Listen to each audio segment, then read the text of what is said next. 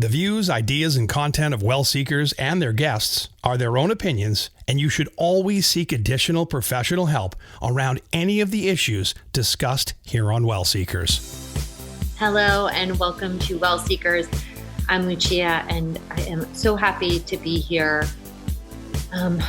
Just starting this very special 5-part series called Coping Through Crisis that we're doing, a guide to help you rise and come back in your mental, emotional, and holistic health during this specific challenging time, but really any challenging time in general. We were planning our spring show and we wanted to do something in this area around coping with challenging times. And then, of course, the COVID-19 pandemic hit, and we knew that now was the time to talk about challenging times and how we can holistically approach them. And now more than ever, we all are faced with just a challenging time in all aspects of our health, mentally, emotionally, of course, due to isolation, due to the extra stress of what this time period brings and the fears associated with it, due to the grief that we all have collectively as a society, but also our own individual griefs that we hold and we carry right now. I know that I have my own, and I've heard so many stories of people who have their own griefs going on right now. So what do we do mentally and emotionally, but also physically? How do we nurture ourselves physically, take care of ourselves physically, spiritually during this time? How do we nurture our family and our love? How do we nurture our careers and our finances when there's so much pressure and stress going on? So we're going to be talking about all of that from a place of helping you come up with a solution and also sharing stories, my own personal stories, my professional solutions, and of course, the stories from our guests as well that are going to join us over the next 5 weeks. So first of all, I hope you're all doing okay. And to everyone listening to the show, I hope everyone in your life is safe and they are well. I hope you are safe. I hope you are well. Obviously, not broadcasting from my office studio, but from my home. And I decided we were going to launch video, so you get to see my actual background of my home office in this video. So welcome to my WellSeeker home. So in this episode, we're going to be talking with Dr. Danica Harris, who is a friend of the show. Danica is a professor. She's also a therapist, and she specializes in trauma. And before this pandemic actually even started, Danica and I had talked about putting a course together. And we knew that we wanted to do something around I have experience in trauma. She's very well trained in trauma. And we thought that this was the perfect time to release our course called Coping Through Crisis, and then this 5-part series as well to go along and augment. We also have a free resource that I'm going to put attached to this podcast. If you don't want to take the course or you don't have time to take the course, we want to make sure that there's a free resource. So I'm going to make sure that that free resource is available to you. This 5-part series is really focused around what's going on right now for WellSeekers. But I just want to say that everything we're talking about over the course of the next 5 weeks, and also in the actual course that I was just mentioning, really pertains to any crisis and anything that you may be going through that is challenging you mentally and emotionally. And that was really our intent behind it. It's something that you can save and you can use. The reason that these skills are so important right now, more than ever, that we're going to be talking about on WellSeekers, specifically the podcast, is because of something called resiliency. Resiliency is one of my favorite words. It is basically having the tools to not only make it through challenging times or difficult circumstances, but to really come out the other side stronger. And we may end up in a different place, but it's going to be a place where we know mentally, emotionally, physically, spiritually, that we are going to be okay in our bones and in our marrow, and that we even feel that more because we've made it through this past experience. So my hope for you at the end of these 5 weeks of this podcast and vlogcast is that you feel that in your bones, that you are going to make it out of this stronger. This crisis is going to make you more resilient. And if you choose to do our course, that's my goal for you as well. But listening to this podcast and podcast alone, I hope at the end of this, collectively and individually, we can all come out better, more resilient, and stronger. Of course, what we say in WellSeekers is you're going to rise and you're going to come back. And there's no other more appropriate time to say that you will rise and you will come back from this. So I also just want to take the time to validate that there's a lot of feelings going on right now, right? Like, I don't know about you, but since this whole thing started, I have just like, my heart is heavy, my neck's been pulled actually. And I practice resiliency and feeling my feelings and self-care and everything that I talk about here, I truly, truly live in my life. And I am experiencing a lot of stress, and I had to sit with that when I pulled my neck and say, what is going on? And I realized that I was feeling a lot of grief. And I think that as a society, we're feeling a lot of grief right now, right? And grief around grief and uncertainty. So those are the two words that I want to focus on today, is grief and uncertainty. Because I know individually I'm feeling it. I hear stories all day long from people that are feeling it. And I know collectively, as a society, as a nation, but as a global society, I think we're feeling that. Uncertainty, of course, because we don't know everything we need to know right now about what's going on physically. We don't know what's going to happen to us economically, as families, as individuals, as a nation. Physically, we don't know what's going to happen to us as families, as individuals, as a nation. And that causes a lot of mental and emotional toll, right? And that can look so different. If you're feeling that uncertainty, it can manifest as stress. And then more importantly, it can also manifest as anxiety and depression. And I don't want that. I don't know about you, but I've been through hard times before, and what's happened is the stress is augmented, and I haven't had the resiliency skills. At the end of it, I've been anxious and depressed. And I don't want that for you, and I don't want that for me. And I feel blessed and lucky that I have the tools now to practice the things that we're going to talk about in the next 5 weeks. But I really want you to know and honor that everyone is uncertain right now. And that is not an easy feeling to sit in. And when we feel uncertain, we tend to turn to things like escapism through alcohol or food. I know that about a weekend I had to catch myself food-wise, like just mindlessly eating because I was just trying to escape sitting with myself and like feeling what was going on, right? Because it doesn't feel good to feel uncertain.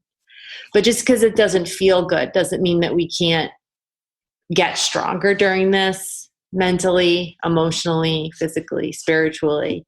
And it doesn't mean that we can't, while we're doing that, recognize little moments of joy through all of this pain that's going on right now.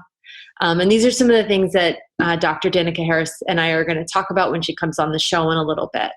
But I just want to say, I want to normalize, and I want to say you're not alone in this feeling of uncertainty. I also want to talk a little bit about grief. I know that I've heard so much grief and so many stories from people reaching out, both personally and professionally, about the grief they're going through right now. Whether it's not being able to walk in a high school graduation or go to a senior prom or a college graduation that they've spent so much time and money on, right?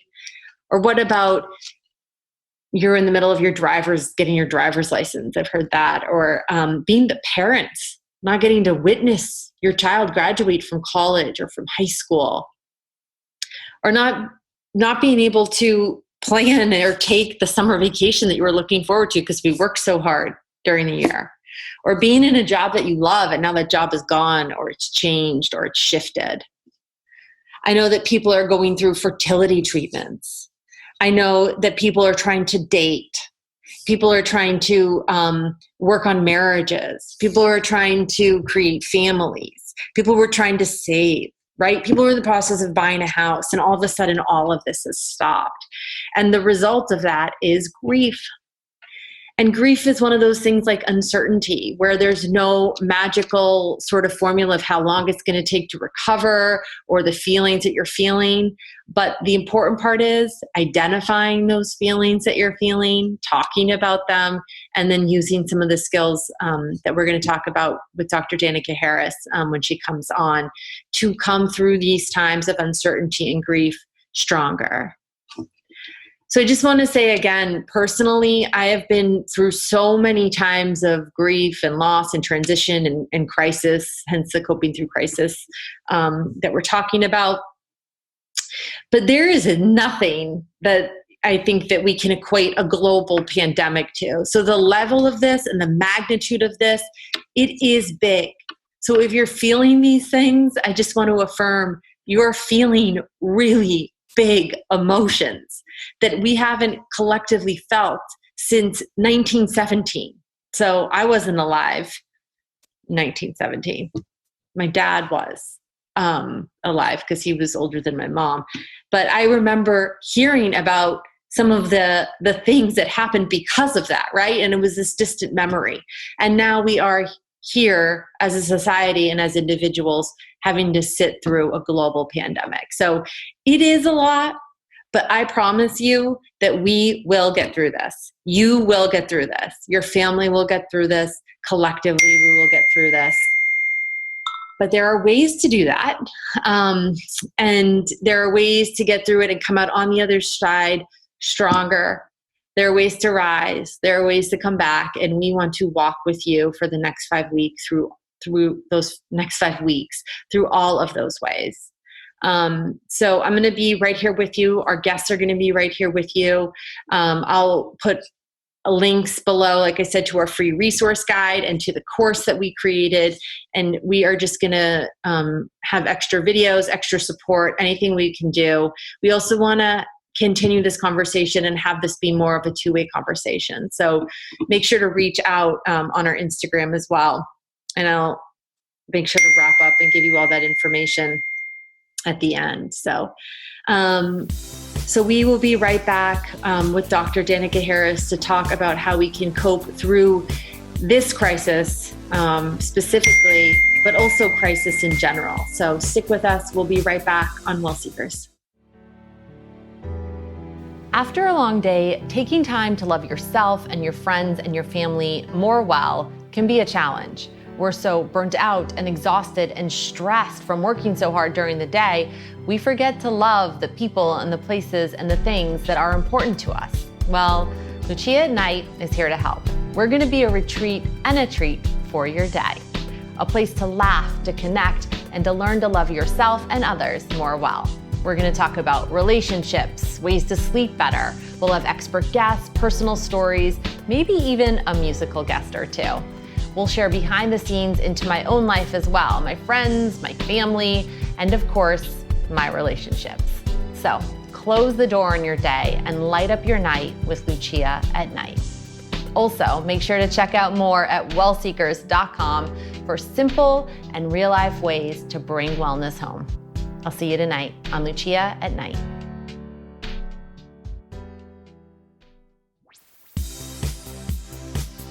You're listening to WellSeekers, a show where the journey is just as important as the destination.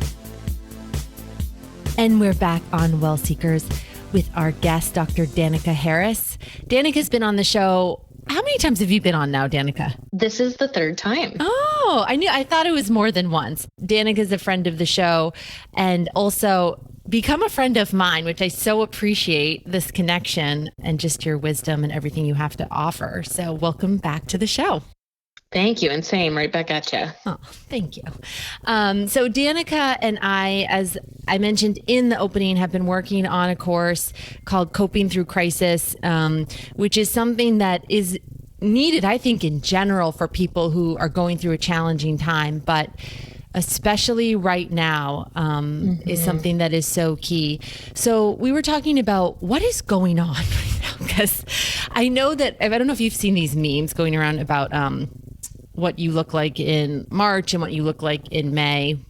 Oh gosh, yeah. Yes. Mm-hmm. So I have noticed one of the big things my friends have talked about is escapism, like using things to get outside of themselves. What is this sort of like frequency? I call it like this buzz, this sort of high level frequency buzz that's going around. I have my own theory about it, but can you maybe shed some light from your perspective, what you think collectively is going on? Yeah, absolutely. Well, I think it's multiple layers. I think first and foremost, like everything is different. Everything in our daily lives looks different for most of us anyway. And as a trauma therapist, I tend to look at things from that lens. And, I think when people feel trapped and helpless, that is a recipe for trauma. And right now people feel trapped and they feel helpless. They feel helpless around the pandemic. They feel helpless around like maybe being able to get out of their homes and create change, or even just like go back to what is normal life. And I think that's really dysregulating. Like we kind of operate in a cognitive vein in our society. And so like, if we're not able to kind of do our normal functioning and kind of go on with our life as we like typically know it, I think that's really dysregulating. And I think, one of the things we're seeing is the way that people cope with dysregulation is through trauma responses. And so I think there's a lot of heightened anxiety, and that's, I think maybe speaking to like the buzz you're talking about, I think people are anxious. I think the fear of the unknown is really unsettling. And I think all of that's kind of just like swirling in our air right now. What about grief, Danica? Mm-hmm. I feel like there's so many correlations to this experience and grief. And I think it's something we're going to experience and on the other side of this too, Absolutely. As we slowly start to return to what we perceived as our normal life before this. I so agree with you. I think, there's so many different layers of loss here too. So like loss of what we knew to be true before, loss of routine, loss of structure. I think, people are feeling disconnected from their loved ones or friends, maybe their like typical work environment, like where they got their social needs met. So there's like loss associated there. And I think like all of that is grief. And, we don't know what is going to be on the other side of this for us or how long this is going to last. And so I think, not being able to like kind of predict the future, like that's one of the things that we kind of count on, like, well, this is going to end on this date, so I just have to tolerate it for this long. People can usually cope with that better. But when we have no sense of when this is going to end or when some new normal will be established, or like you said, kind of a return to what we perceive as our normal, that unknown is unsettling. And I think there's like grief for all of the things we're currently experiencing, in the ways that we feel unsettled, grief and loss related to what life was and any sense of like normalcy that we had. And then also like anticipatory grief, like what is this going to look like on the other side? And will I like it? And will I be able to function with that? And like, how will my life be different? What will I lose that I had a hold of before? Absolutely. We're going to talk more about the course that we put together. And we also have a free resource sheet. So if you don't want to participate in the course for some reason, we also have great resources for you. But I also wanted to have a couple conversations with you so people could use this as a resource too. Mm-hmm. When people go through grief, what advice, wisdom do you have for them? First and foremost, like if we can be as connected to our feelings in the moment, like be embodied, be present, be connected to our actual lived experiences in the here and now, that while it's uncomfortable, that tends to have better outcomes long term. So one of the things that will increase, I think one of the things we may see on the other side of this is an increase in dissociation and an increase in PTSD symptoms. And I think that may happen for folks who are like over functioning, disconnected from their feelings, maybe engaging in escapism or avoidance. And so I think while it is painful to be attached to grief, I think if we can feel the grief right now and honor it and acknowledge it for what it is, and also still be able to function in some capacity, then I think we're better off long term because we're not like stuffing it down. We're saying like, this sucks, I'm in it. If I can sit with it, I can move through it. Like feelings are only transient if we feel them. Being in the here and now. Yeah. And I think that that's the exact opposite of what everyone's trying to do. It's like, okay, now it's April 30th. I think that's what it is for us on the East Coast. I think that's national at this point. Mm-hmm. So let me just stuff this down. 30 more days, 29 days, right? And right. One of the reasons that why we wanted to connect on this course, I know from my own perspective, is that I think that's where my mind was at in the beginning. Like, let me just go through this. So, like that old script from my own personal upbringing of like, just suck it up. Like, and what happens when I hear that is like, stuff it down. Right. Like suck it up really means stuff it down. And that's not good for anyone. And that's where I think trauma can get stuck. I know now that suck it up or stuff it down is not the answer, even if this was 2 weeks, right? So I've re-engaged in some of the things we talk about in our course, which just to talk about it a little bit more, it's a 5-day guide to optimal mental and emotional health as you go through a crisis like this one. If someone's not really sure if they're sucking it up, what are some ways to know if we're not staying present? What are some of the sort of presenting symptoms of that?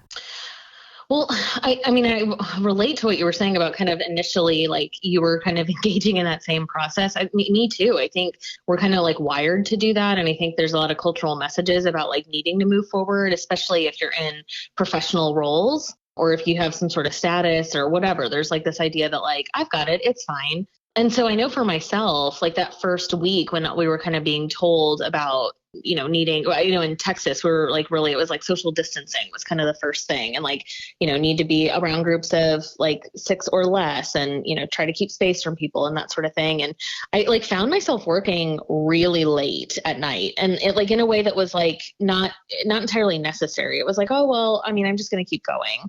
So I think that's one way, like look for behavior changes. Like what are you doing? Like, there's no reason for me to work a 12 or 14 hour day. There's no reason for that. I'm not under any sort of like crunch. And it's just, even if I were like, that's not sustainable. So I think like looking at our behaviors, and if we notice that we're like over functioning, overworking, overperforming, over creating, I think I'm seeing so many people that are like, I'm trying this many new recipes a week, or I've like remodeled a room in my house, or like I'm painting rooms, or I'm decorating things or creating. And like, if that like serves you and feels in service of like your connection with yourself, that's fine. But if you're doing this to like keep yourself so busy that you're not feeling, I think that is such an indicator that we're disconnected. I think that's one thing, like the busyness. I also think like if you end up feeling an increase in fatigue or irritation, to me, those are also signs that you're probably pushing stuff away, because it is exhausting to keep ourselves from our feelings.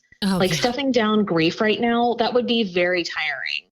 Yeah. And no, it is. That's how I knew I was doing it, right? Like, right. Well, and I mean, just feeling grief is exhausting, but especially if we're trying to distance ourselves from our feelings, I think what we're more likely to experience is a heightened like fatigue or we'll be more tired. And then I think also irritation, like kind of a shorter fuse with people, because we don't have a lot of resources left. We're spending all of our resources to disconnect from ourselves. So I think those are two things that I see pretty frequently. I think that it's also, I just want to take a moment to acknowledge that this is tough stuff. Yeah. When people come in and they do work in therapy, I always like to acknowledge how hard it is to do work. Just being right now in this is tough stuff. So tough. You are going through something real. I feel like it needs to be acknowledged. What's happening, and I think you said it well in the beginning, just this total upheaval from our life as we've known it. That is so disruptive. Like that is a loss and grief and traumatic. And if you have any past experience with trauma or traumas in your life, it's going to kick all that up. Of course. And then even if you don't, this is traumatic in and of itself to some degree. So just acknowledging that what you're feeling is valid and that it's real, I think. Because I think when I watch the news, it's like, okay, well, we just have to do this. We have to do, there almost is that sense of like, suck it up. It's like, well, you can still cooperate and understand the heaviness and the need for this, and also feel like this is really tough. Like those can coexist. Oh, yes. I feel like that was a message I was talking about with my clients in therapy last week. Like we are allowed to have a dual awareness and have a dual reality where like many of us are still in positions, fortunately, to be able to continue to work. And so you might have to jump on a conference call. You might have something you have to deliver by the end of the day. And all of that remains true, while you can also be attached to your feelings, and while you can acknowledge like wow, this is really sad. I feel really upset about what's happening, or I feel really angry about it, or whatever feeling you're having. Like two things can be true at the same time. Yeah, absolutely. So once we have these feelings, and again, the course goes into this in so much detail, but just to have a conversation about it as well, once we've realized, okay, this is a challenging time. And on top of it, some people are experiencing their own specific set of loss around it. I know like students that were supposed to graduate and don't get to have final activities with friends. Maybe you were retiring. Maybe you were just really excited about where your life was at. I've known women that were going, I think fertility clinics are still open, but some that wanted to start that can't start treatments now. Just so many different and varied levels of loss. Someone that lost a parent and they can't have a funeral. Just different things that are happening in the next couple months that aren't going to happen. So not only are we grieving this whole mass societal sort of loss and change, but now we have our own little individual, big and small, right? Even just the change in work schedule is enough to like in the past have sort of sent me over into like escapism, right? But add in all of these other layers, and it's where do we start? Right? Which is why I think we did this course, is to help people. This is where you start. Literally follow these 5 days. Yep. I'm actually going to take our course because I believe in it so much. I want to re-walk myself through it. But where do we start? Where would you say? I think it's two things. I think it's getting in touch with like, what is actually going on for me and what do I need? So, our best way to know what our needs are is to get in touch with our feelings. So if I know how I'm feeling, then I can better address what I am needing in the moment. And I think that was kind of our thought with the course, right? Like getting in touch with your feelings and then knowing from there, like what structure do I need to create that's going to help me to feel like I have some sense of control over my day, because since I feel like so out of control. And then like what self-care things do I need to do to take care of myself when I am feeling the grief or the anger or the hurt or the pain or whatever. And then like, what do I need to do to stay present and still try to access some joy in the life that I'm living in this current moment? Because we can't just be living like in like waiting. We can't just wait for on the other end of this, I might be able to be happy again. Like we will live in such deprivation until that time that I think we're going to see such an increase in like depressive symptoms and, anxiety and other mental health concerns. So it's like, how do we live in the here and now with the reality we actually have? So it's getting clear on what is and like, what do I need? And there's 5 components that we walk through every day, but feeling your feelings and accessing joy, 2 really important things. And, it's funny, I was on a show talking about this and the reporter was like, how do you access joy in a time like this? I'm like, you have to. Like, this is, I mean, you don't have to do anything, but it is a critical and vital step in like coming out the other side and transitioning into whatever the next new normal is, right? Right. Because joy is, I've said this a little bit, but before, but we have such an expectation that when we're in crisis, you cannot be happy, right? So it's like almost the opposite. When you're not in crisis, you have to be happy. It's like when you're in crisis, you can't be happy, but that's absolutely not true. Just completely get rid of any emotional expectation you've ever been told and feel your feelings, right? Like that's right. And joy is one of those things that's can be really, really present in these times too, especially if you don't have time with your family and all of a sudden you have time with your family and you can engage in a meaningful, intimate way, right? Like that is such a joy that could come from this. So there are silver linings in this. They just may not be what we thought they were. Does that make sense? Oh, it makes so much sense. I think you're exactly right. Like we have to throw out the rule book right now. And I keep joking with my colleagues in my private practice, like there are no rules, but like when we're talking about like what time we go to bed or like what our normal routine looks like do I shower in the morning or at night? It's like, there's no rules. We do whatever we want these days. And,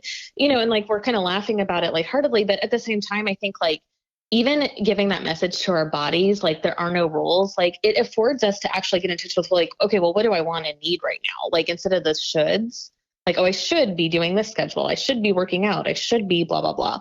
Like we can throw that away. And in fact, that's going to be more limiting if we like hold rigidly to our shoulds or our ideas about what we ought to be doing. Like if we can be flexible with ourselves, oh my gosh, we're going to be so much better off. Absolutely. So I wanted to dive a little bit in detail about some of the other aspects of the course, I know we talked about structure, which you haven't talked about yet. And you sort of just talked about it with the shower. I do have to say, because I've worked from home predominantly, because I also teach online for years now. And I do feel better when I kick the day off with a shower, but it's like getting to know that stuff, right? Like right. When you leave your PJs, Lucia, and hop in the shower, I just feel better. Even if I don't leave the house, I just feel better. Right. Sometimes I'm like, well, okay, if I shower, I'm not going to work out and put clothes on. So that's also true. So I need to balance that. But just learning what you want to bring into your new structure, right? Absolutely. Yeah. Well, and I think you brought up an important point there. Like, what part of your structure that you had before is going to be most useful to you right now? I feel the same way. To me, like a morning shower is really rejuvenating, and to me, it like almost cleanses away anything I carried over from the day before. Like I get to start really fresh. But if that is more draining or exhausting to you first thing in the morning, or if you need to have a day where it's like, you know what, not today, like hair up in my bun and in PJs all day, that's also entirely fine. We just can't have value on these things. Like what works for me and you, like isn't necessarily going to work for someone else. And there just has to be flexibility around that. So one of the other things we talk about, Danica, is self-care and the concept of how it's not selfish. It's something that we do once we feel our feelings. So how important is self-care to you? I think it's crucial. And I think like I'm seeing this wave that I'm really grateful for around like conversations around self-care, where people are starting to recognize self-care is not the spa day. It's not the bubble bath. And I mean, it can be those things, but self-care is really about like assessing one's needs in the moment. Like, what do I need right now? And like, do I need to get up and walk away from my desk for 10 minutes? Do I need to, have like a walk outside, do whatever? Do I need to like get in touch with my breath? I think it's attending to what we're needing in the here and now. And that's one of the things that's going to serve us best. It's going to keep us present. It's going to keep us in touch with our feelings. So to me, self-care is just so important. So lots of good stuff that is in the course as well. Just talking about, we share both personally and professionally through this course. And because of everything that's going on, we've also decided to significantly just cut the cost of the course. So we'll give full details on that. And there's also a free resource for people that just want more info on what to do through this challenging and just really truly historic time. Yeah. I mean, there hasn't been something like this since 1918. And I'm not even sure it was quite like this to this level. Well, it's interesting. I was thinking about this the other day. Like, since 1918, think about how our like society has changed. Like, in some ways it's like, well, thank goodness for social media. Thank goodness for FaceTime and, cell phones, things like that, where we can all stay connected. But at the same time, we are all more connected now. So there's potential for that to feel like a greater loss. So it's almost like while technology serves us in staying connected right now, it also may feel like we're more disconnected because we're used to being so connected. I completely agree. What do you think is going to be on the other side of this? Yeah. So I don't know if I share this with you. My dad was significantly older than my mom, like 30 years. And so obviously based on my age and then my mom. So my dad was actually a kid shortly after like that 1918 pandemic. And how that manifested was literally, I mean, he also was a colonel, so that was part of it too. But it was like, wash your hands. You never know. Like the stuff that we're hearing right now was like my childhood.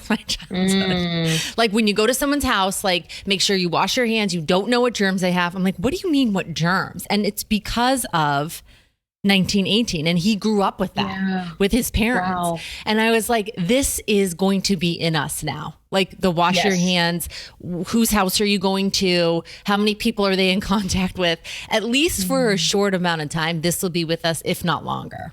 Oh, I think this is in our DNA. This is us moving forward. I think, one of the things that kind of through all this, I've ventured out to the grocery store a couple times. And the last time I went, just walking around the aisles, one of the things I observed is like people were scared of one another, like didn't want to be near each other. And, we need to be social distancing. So there's a part of me that's like, oh, I'm glad people are following the suggestions. But at the same time, like the looks on people's faces were like fear.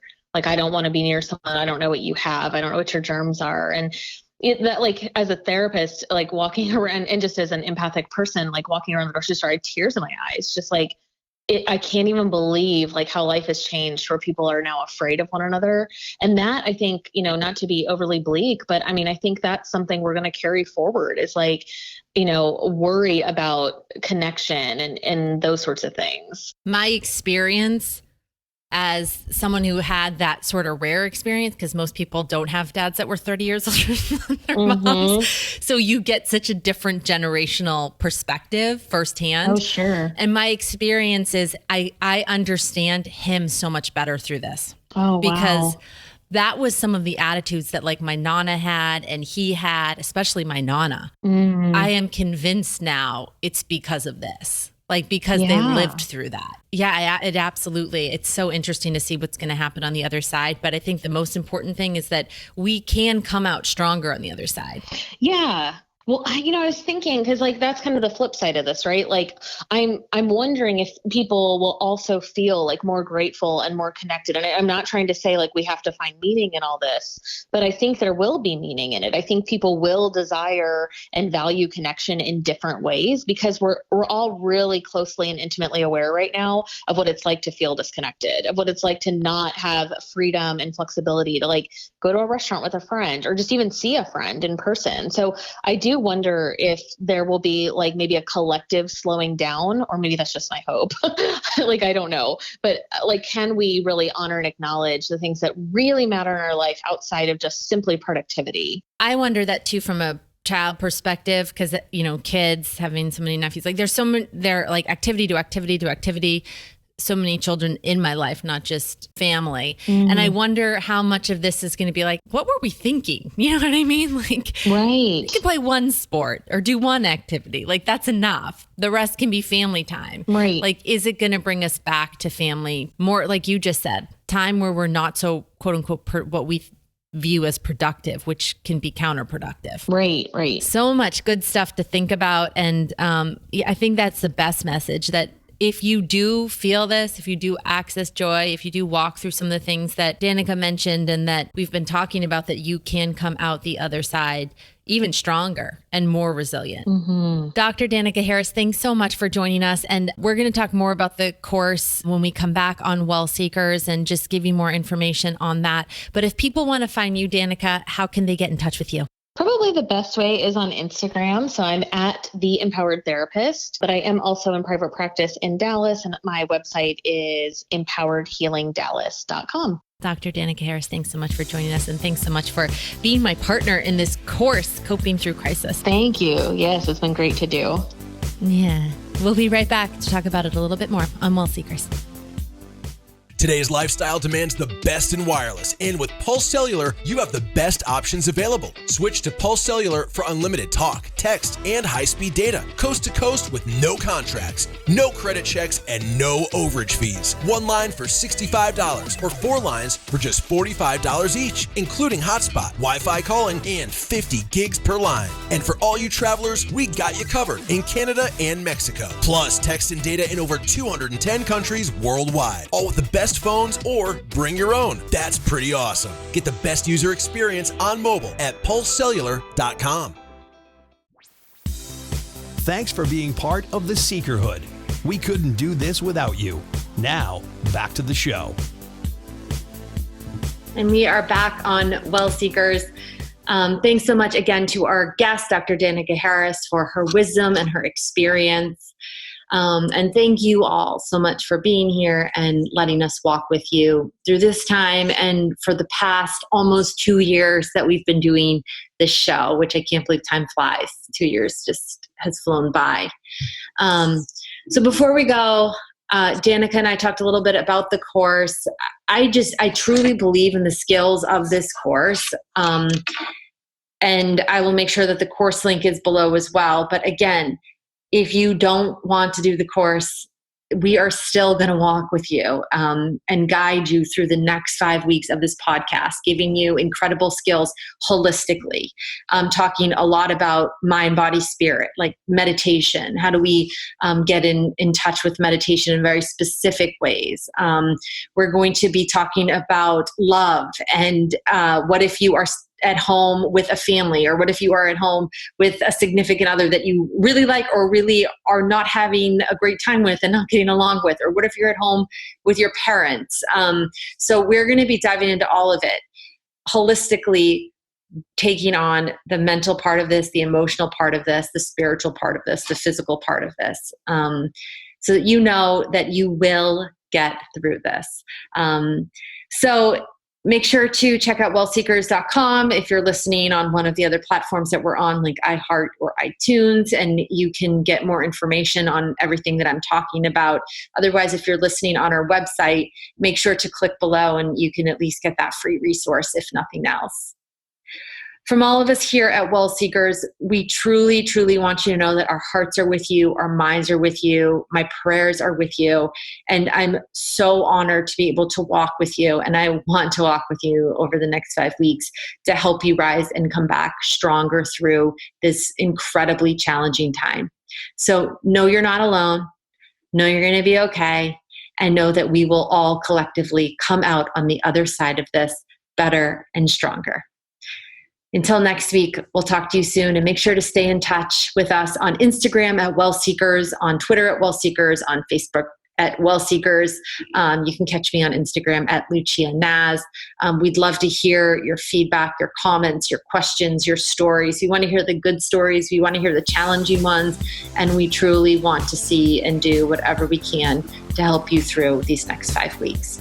So from all of us here at WellSeekers, you will rise, you will come back, and we will be here right by your side. We'll see you next week on WellSeekers. How would you like to join the conversation? Email us anytime at hello@wellseekers.com.